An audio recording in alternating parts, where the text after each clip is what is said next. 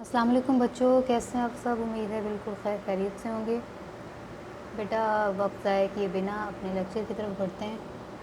9th class ہم پیچھے نسور سلیم کی گفتگو اور پنچایت کر چکے ہیں۔ آج ہم شاعری پر جو ہے بیٹے اس پر جو ہے چلتے ہیں شاعری کی طرف، اور سبق نمبر 14 ہے ہمارا، اس کا آج پہلا لیکچر۔ برسات کی بہاریں کے شاعر نذیر اکبر آبادی کا تعارف۔ تو تعارف کی طرف تو بعد میں جائیں گے، فی الحال سب سے پہلے جو چیز آپ نے دیکھنی ہے، آپ نے ان کا نام درست لکھنا ہے۔ نذیر بچے عموماً اس طرح سے لکھتے ہیں، آپ بے شک بولنے میں وہ ٹھیک ہے لیکن املا غلط ہے تو آپ کا وہ نام غلط ہو جائے گا۔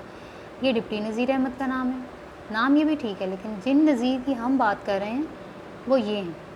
1735 پیدائش اور 1830 جو ہے سن وفات، تقریباً 95 برس کی عمر ہے۔ بہرحال آج کے مقاصد کی جانب بڑھتے ہیں۔ کیا مقصد ہے بیٹا آج ہمارے لیکچر کا؟ کہ آپ نے نذیر اکبر آبادی کے حالات زندگی اور اسلوب سے آگاہی تھوڑی سی حاصل کرنی ہے، اس کے بارے میں ہم پڑھیں گے، اور یہ کہ اردو نظم جو ہے اس کے ارتقاء میں نذیر اکبر آبادی کا کیا کردار ہے، کہ نظم کی شروعات کب ہوئی، کس نے کی، کیسے کی، کیوں کی، اور نذیر اکبر آبادی کا اس میں کیا کردار تھا، تو یہ ہم جانیں گے۔ تو شروع کرتے ہیں بچوں۔ اصل نام جو تھا ان کا ولی محمد تھا، نذیر ان کا تخلص ہے۔ اچھا، اکبر آبادی اپنے ساتھ اس لیے لگاتے ہیں کہ پیدائش ویسے تو دلی کی تھی لیکن ان کی تقریباً تمام عمر جو ہے اکبر آباد میں شہر کا نام ہے وہاں پر بسر ہوئی، تو شہر کی نسبت سے دیکھیں نا، جیسے حفیظ جلندھری جلندھر کی وجہ سے لکھتے ہیں، اسماعیل میرٹھی میرٹھ کے رہنے والے تھے، مجید لاہوری لاہور کی وجہ سے، اکبر الہ آبادی الہ آباد کی وجہ سے اپنے شہروں کی نسبت ساتھ لگاتے ہیں۔ تو نذیر اکبر آبادی بھی اکبر آباد میں رہنے کی وجہ سے زیادہ جو عمر ان کی گزری تو اکبر آبادی لکھتے تھے۔ اصل نام ان کا کیا ہے؟ ولی محمد۔ اچھا، مزے کی بات یہ ہے کہ ان کے ماں باپ کے ہاں جو بھی بچہ پیدا ہوتا تھا وہ زندہ نہیں رہ پاتا تھا، تو 12 بھائیوں میں سے صرف نذیر زندہ بچے تھے، تو اس لیے ماں باپ کے بڑے لاڈلے تھے۔ اب آپ دیکھیے کہ وہ لاڈلے اس لیے بھی تھے کہ وہ ہر صورت چاہتے تھے کہ یہ زندہ رہیں، صحت مند ہوں، طویل عمر پائیں، اور واقعی دیکھیے کہ تقریباً ابھی ہم نے بتایا آپ کو 95 برس کی عمر پائی۔ اب یہ جو ان کا دور ہے یہ وہ دور تھا بچوں، یہ جو 18ویں سے 19ویں صدی کا، کہ جس میں افغانستان سے حملہ آور آتے تھے، وہاں کے حکمران اور برِ صغیر کے حکمران آپس میں ان کا کوئی نہ کوئی جنگیں یا لڑائیاں چلتی تھیں۔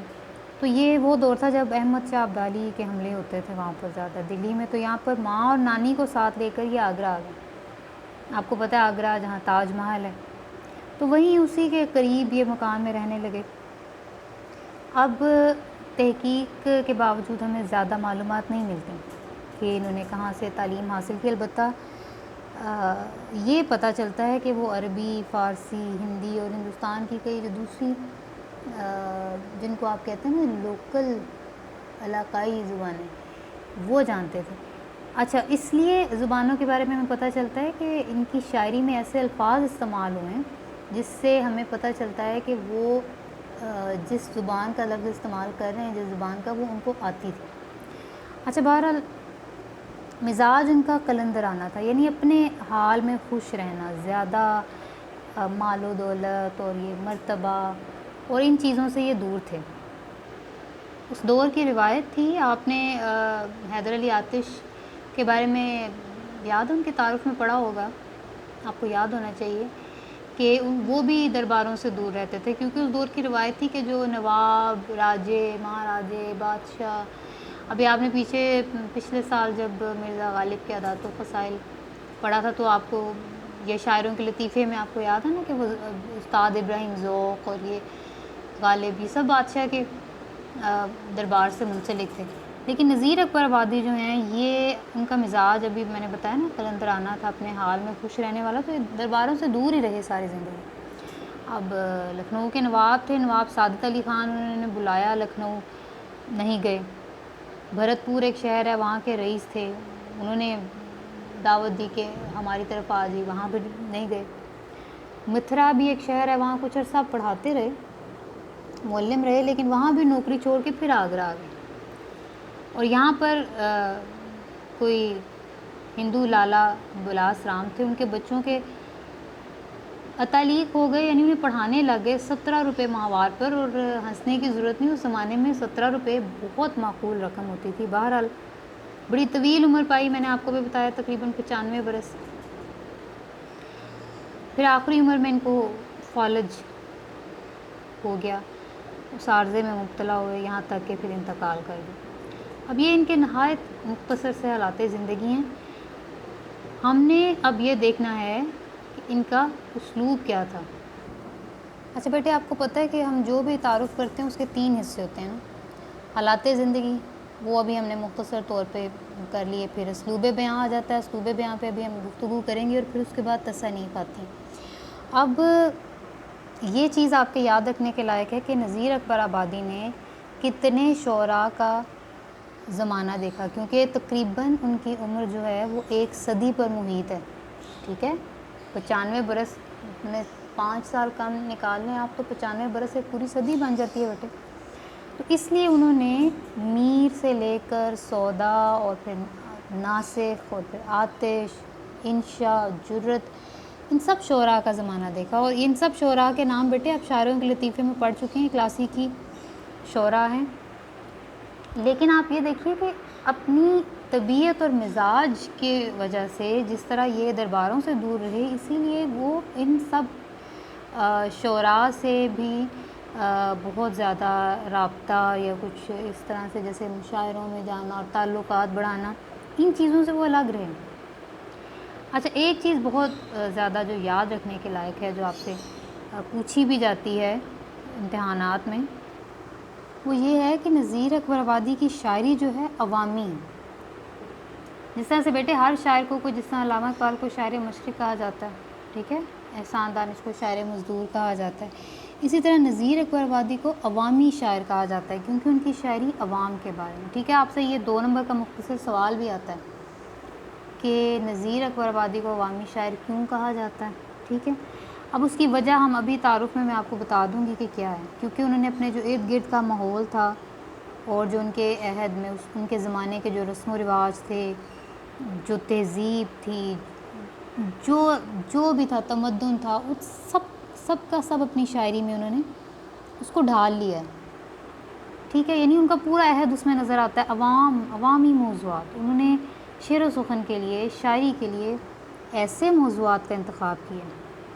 آپ کو پتہ ہے نا، نظمیں اگر انہوں نے لکھی ہیں تو ہر نظم کا ایک عنوان ہوتا ہے، تو انہوں نے عنوانات یا موضوعات ہی ایسے رکھے جن کا تعلق براہ راست عوام سے تھا۔ یعنی خاص طور پر یہ آپ نے یاد رکھنا ہے بیٹے کہ غریب اور مفلس طبقے سے۔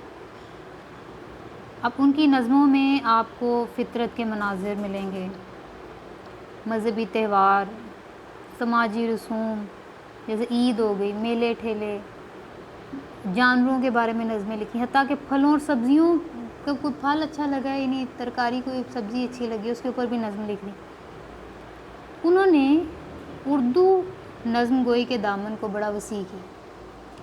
اچھا، یہ بات بیٹے آپ نے یاد رکھنی ہے بچوں کہ اردو کی جو نظم ہے، اس زمانے میں نظم کو پسند نہیں کیا جاتا تھا۔ یہ دور تھا غزلوں کا، بادشاہ وقت خود غزلیں لکھا کرتے تھے، ٹھیک ہے، شاعری کرتے تھے، تو اس لیے بھی نذیر اکبر آبادی نے اپنے عہد میں مقبولیت حاصل نہیں کی، کیونکہ انہوں نے صرف نظمیں لکھی، غزل نہیں لکھی۔ اور جس طرح کے پھر موضوعات تھے، آپ یہ دیکھیں نا کہ عوامی موضوعات تھے، تو شاعری جو تھی نا، یہ خاص، آپ جس کو ایلیٹ طبقہ کہہ سکتے ہیں، یا مخصوص امیر لوگوں کا جو شغل ہوتا ہے، ٹھیک ہے، تو یہ اس سے بھی میل نہیں کھاتا کہ کوئی سبزی کے بارے میں نظم لکھ رہا ہے، اب یہ برسات موسم بدلا ہے تو اس کے اوپر نظم لکھ دی، تو لوگ جو شعراء کے طبقے میں یہ مقبول نہیں تھے، ان کو ناپسند کیا جاتا تھا کہ یہ کس طرح کا شاعر ہے۔ شہرت اور مقبولیت اور شاعرانہ جو مقام و مرتبہ ہے، اس کا اعتراف بڑے عرصے بعد ہوا نذیر اکبر آبادی کے لیے، کہ پتہ چلا کہ انہوں نے تو اتنا کچھ لکھ ڈالا ہے شاعری میں، اور ہمارا جو ذخیرہ زبان ہے، یعنی جو شخص بیٹا جتنا زیادہ لکھے گا اتنے زیادہ اس کے الفاظ استعمال ہوں گے، اور جتنے زیادہ الفاظ استعمال وہ کرے گا اس سے پتہ چلے گا کہ اس نے ہماری زبان کے دامن کو کتنا وسیع کیا ہے. ٹھیک ہے. اب نظمیں بھی جو انہوں نے لکھی ہیں بڑی لمبی لمبی بھی ہیں، طویل اخلاقی نظمیں، اصلاحی نظمیں، فطرت کے موسموں پر، تہواروں پر، بڑی خوبصورت نظمیں انہوں نے لکھی ہیں. ان کی ایک نظم ہے آدمی نامہ، کبھی وقت نکال کے وہ پڑھیے گا، بہت بہت خوبصورت نظم ہے. میرا خیال ہے کہ آپ فرسٹ ایئر میں جو لاہور بورڈ والے بچے ہیں نا، ان کے سلیبس میں ہے. اچھا، اب یہ جو نظمیں ہیں ان میں ایک چیز بڑی زبردست، دو چیزیں بڑی زبردست ہیں. ایک تو ان کا مشاہدہ، غیر معمولی مشاہدہ، جس کو آپ آبزرویشن کہتے ہیں، ایکسٹراڈنری آبزرویشن ان کی. ابھی آپ برسات کی بہاریں جب آپ پڑھیں گے تو آپ سوچیں گے ان کی مثالوں سے کہ ایک شخص نے بارش ہو رہی ہے تو اس موسم کو کس کس پہلو سے اس نے نہیں دیکھا. مشاہدہ کتنا زیادہ. اور دوسرا یہ کہ جتنے موضوعات پہ انہوں نے لکھا ہے تو ان پتہ چلتا ہے بیٹے کہ انہوں نے زندگی کے کتنے تجربوں سے وہ شخص گزرا ہے. ٹھیک ہے. تو اس کو پتہ ہے کہ یہ اگر یہ یہاں پر میلہ ہوگا، یہ اب یہ تہوار آ گیا ہے، اب یہ کوئی مذہبی تہوار ہے، کوئی سماجی تہوار ہے، یہ منظر ہے، یہ فلاں لوگوں کے ساتھ جو تعلقات ہیں کیسے ہیں، سماج کس طرح کا، ہر چیز، یعنی ان کا کتنا زیادہ تجربہ کتنا ہے. اس کے باوجود ایک بڑی مزے کی بات ہے کہ نذیر اکبر وادی کی زبان عام فہم ہے. آپ پڑھیں گے آپ کو صاف سمجھ آئے گی، سادہ. ٹھیک ہے. اب ان کی زیادہ تصانیف نہیں ہے، ایک ہی ضخیم کلیات ہے. کلیات آپ کو میں بارہا بتا چکی ہوں، جس میں شاعر کا جتنا کلام ہے اس کا سب یکجا کر دیا جاتا ہے، اکٹھا کر دیا جاتا ہے. تو آئیے اب ہم ان کی ذرا میں آپ کو بتاتی ہوں کہ کیا کیا چیزیں آپ نے تعارف میں انڈر لائن کرنی ہے جو اہم ہیں. ٹھیک ہے. اچھا، آپ کو پتہ ہے کہ ہمارے تعارف میں سے بھی آپ کو شارٹ کوسچن آ جائے کرتے ہیں. ایک تو آپ نے یہ ہائی لائٹ کر لیں، انڈر لائن کر لیں، سن پیدائش اور وفات. پھر آپ نے بیٹا اس میں سے جو یہ مزاج قلندرانہ، اس کو انڈر لائن کریں. پھر اسی طرح سے یہ آپ سے پوچھا جا سکتا ہے کہ انہوں نے کتنے شاعروں کا دور دیکھا نا، تو آپ بتائیں گے انہوں نے میر سودا، یہ لائن انڈر لائن کر لیں کہ ان سب کا زمانہ دیکھا. پھر ان کی شاعری کیا ہے؟ عوامی. اور اگر آپ سے شارٹ کوسچن آ جاتا ہے کہ انہیں عوامی شاعر کہا جاتا تو کیوں، تو پھر آپ یہ لکھیں گے انہوں نے ایسے موضوعات کا انتخاب کیا جن کا یہ جتنا میں نے آپ کو بتایا نا، یہ سارا، یہ یہاں تک، یہ آپ کا شارٹ کوسچن یہاں سے ریڈی ہوگا.